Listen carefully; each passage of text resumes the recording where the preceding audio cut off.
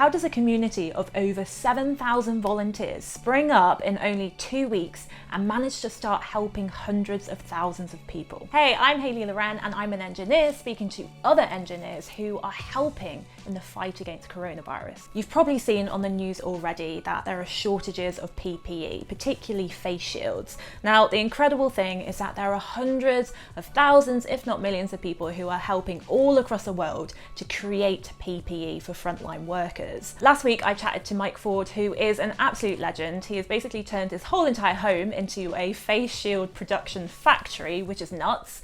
And I think he's up to about 800 face shields that he's made by himself. This week on Epic Engineers, we are looking at an incredible community of over 7,000 volunteers called 3D Crowd. 3D Crowd is a community of volunteers that have access to 3D printers and want to help towards making face shields for frontline staff. The community reaches all over the UK and is an example of something happening all over the world. People coming together to help. With over 7,000 volunteers, as I've already said, this is no small task. Managing something like this is basically like managing a company, so they need operating procedures and guidelines. To know more, I spoke to Jen Ashley, who is a volunteer and also part of the leadership team of 3D Crowd. Although we have a process, it's difficult for us to manage everyone like centrally. So we have a lot of people involved now in terms of coordinating, and that's working very well. You know, there's like a daily call. As I said, it's like a proper company operation, but it's a beautiful community. Basically, it's not commercial. We're not selling it. It's just people wanting to really help and make sure that we protect people in the front line. Jen is one of thousands of people who are dedicating their time and their energy to make face shields and also distribute them to people who need them. The volunteers range from teachers to students to engineers and even the elderly. And the one thing that they all have in common is their willingness to help.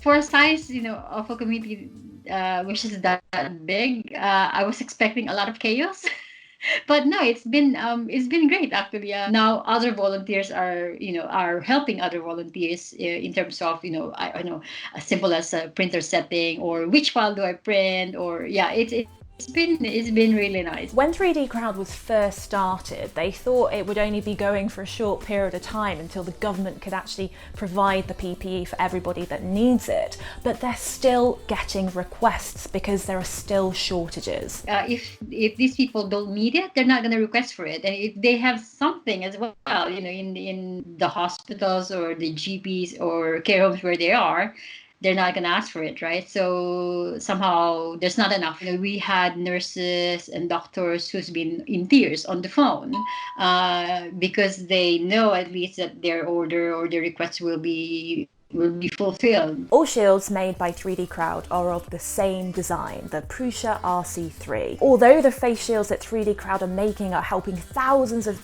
doctors and nurses and care workers and even pharmacists, they aren't yet able to supply directly to the NHS. Getting certification is one of the main bottlenecks and challenges for the supply of PPE to NHS workers here in the UK. Another major challenge is the sourcing of materials. Because obviously there are a lot of people doing this worldwide as well.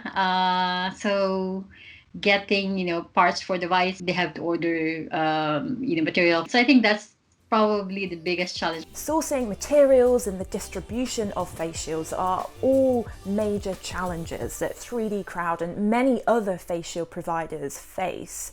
3D Crowd is an amazing example of how people all across the world are coming together to help. The thing is, they're coming against challenges like sourcing materials and distribution. When you're moving up to 30,000 boxes in a week, you are going to need a bit of support. So communities like 3D Crowd need funding. If you want to support 3D Crowd or if you know somebody who can help, then I've put the website in the description below. If you're an engineer yourself, then I would love to know. I'd love to know if you know anybody that's helping or if you are helping yourself, and you can do that by contacting me via my website. If you like this video, then give it a big thumbs up and please share, because we need to share these incredible stories. Join me next week for another Epic Engineer.